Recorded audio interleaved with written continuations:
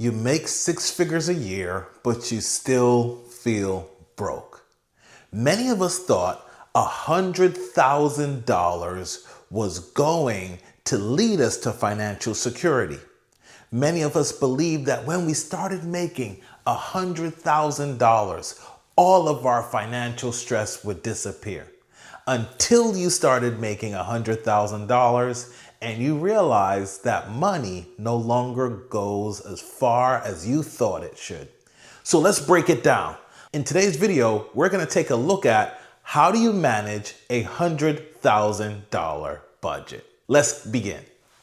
So if you make $100,000, that's roughly about $48 an hour. So as usual, Uncle Sam will always take their money out first.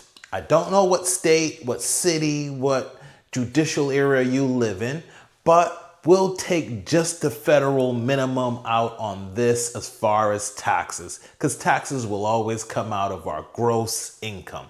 So let's just say that $1,966.67 is your taxable burden every 30 days. So every month, roughly just south of $2,000 is being deducted from your paycheck.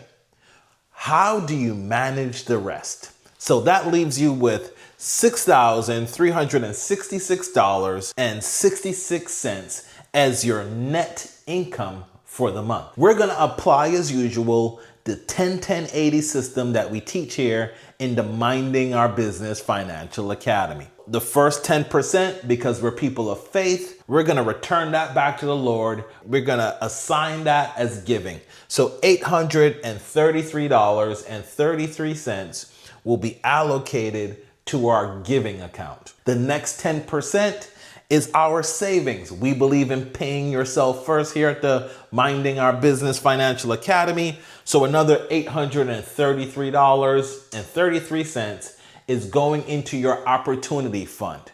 Remember, the goal for your opportunity fund is 3 to 6 months of your living expenses.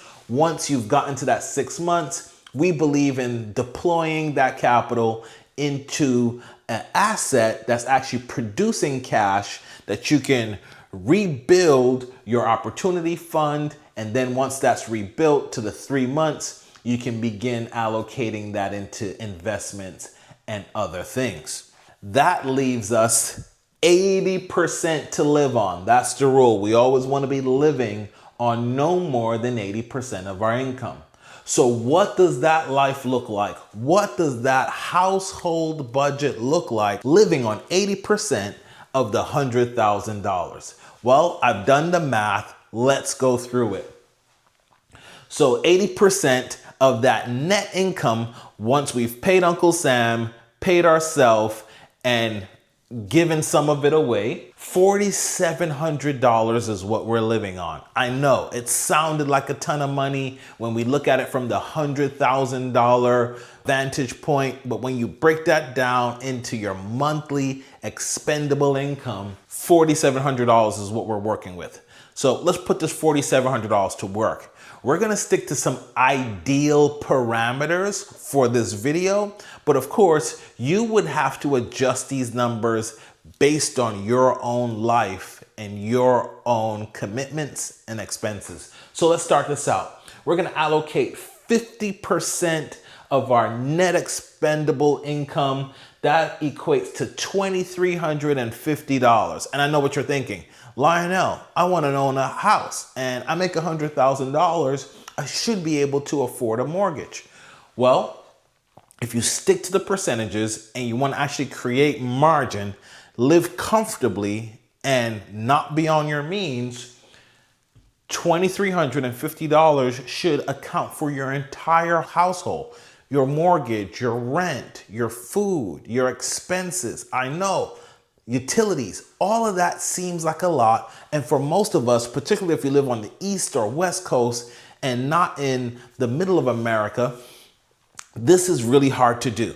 So at this level, believe it or not, if you've seen my other video, How to Live on $50,000, where I suggested maybe you take on a roommate, communal living, other family members. Maybe there's a spouse or partner who's also got a similar income to be able to ease the burden and the load. But if you're a single individual, let's get this thing figured out. You probably still have a roommate. You're probably still sharing your personal space with someone else at this particular price point right now in America. And you probably have a car and you need to maintain that car. At $100,000, you're probably starting out your career or in the middle of your career, depending on what field you're in. For some people, $100,000 is not attainable. If it's two people who make $50,000, then this could still be applicable to you. So we want to put aside 6.5% of that income, which is $293.75. We want to put that aside every single month for those emergencies that will arise. Your car needs new tires. It needs brakes. You need to go see the doctor and pay your copay. You want to have some money set aside so you're not going into debt using credit cards and other tools to try to bridge that gap. Now let's talk about our lifestyle. Now, typically, this is the hard part for six-figure earners. When you are making six figures, you feel like your lifestyle should be comfortable. You feel like you should be able to wear luxury brands, drive a nice car. And if you're doing those things, you probably have a lot of debt and you probably feel like you don't have any money left at the end of the month because you're thinking that that $100,000 is inexhaustible, but it's not. So what should I be living on? Let's keep it to 25% of our income, $1,175. That's what I'm allotting to myself every single month for subscriptions, for that satellite TV plan, for dining out. And I know you're thinking, hey, my Starbucks bill is more than $1,000 a month. This is why we're doing this video, because many of us are living outside of our means. Now, can I entertain myself and live comfortably on roughly $1,175 a month? That's slightly above $250 per week. You can. It is doable. It is not extravagant, but it is living within your means and allowing for you to have balance in other areas of your life. Now, let's go down into our debt area. So at this tier of life, we probably have incurred some debt. Most Americans are dealing with a significant amount of debt in their financial life. So let's allocate another 6.5%. That same $293.75 is allocated every month to payments. And most of you are saying, hey, that's just my payment for one credit card bill. That is the issue that we're dealing with in this present economy, in this present society. We have been taught to be consumers. So we're spending money that we haven't yet earned from our future. And then on a monthly basis, just the interest payments and things, the finance charges to maintain that debt is more than our budget will allow. So this should show you how you need to begin to rein in that spending and stop the consumption.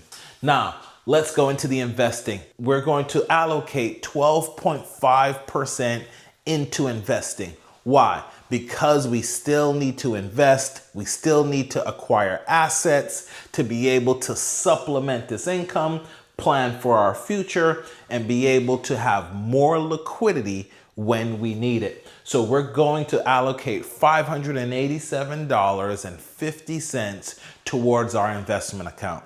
Now, again, if you're in corporate America, if you have an employer that has a matching system for your 401k, a matching fund system where they match anywhere from 3 to 6%, then you can reduce your investment amount by that percentage and allow that free money that your employer is matching your funds into your 401k, into your 403b, and you're still meeting your 12%, but all of that is not coming out of your budget. Whatever's left over, you can reallocate it to your lifestyle. I recommend paying off that debt first.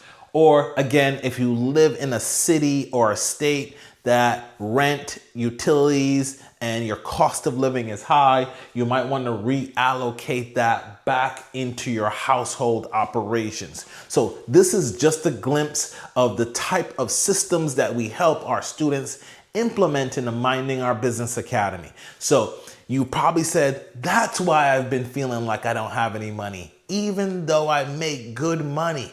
Yes, you can make $100,000 just south of $50 a month and still feel constricted. Why? Because the percentages say that you actually don't have a lot of margin, so you need to have a system that's in place that allows you to stick to your percentages, create margin, allows you to have funds allocated for emergencies, as well as funds allocated for investment. And as you go through your career and your life cycle and your income begins to increase, if you stick to some of these percentages, you can combat lifestyle creep, you can combat inflation, you can combat the Parkinson's law by following a system like this. If this was helpful, find one of our other videos where we talk about how to live on $50,000, how to live on $150,000, all the way up to $400,000. I've lived at all of these stages, and I'm just showing you a system that you can implement so you have margin, you have stability in your life, and you're beginning to plan for the future and not spend all your money on consumption and drag that money from the future into now just to have a good time, just to appear to be wealthy because you've told yourself, I make six figures, I should be able to afford it. So if this was helpful to you, drop a comment, a like, subscribe, and share this video with someone else you know who's a six-figure earner who thinks they can afford it all. Show them what the budget actually looks like.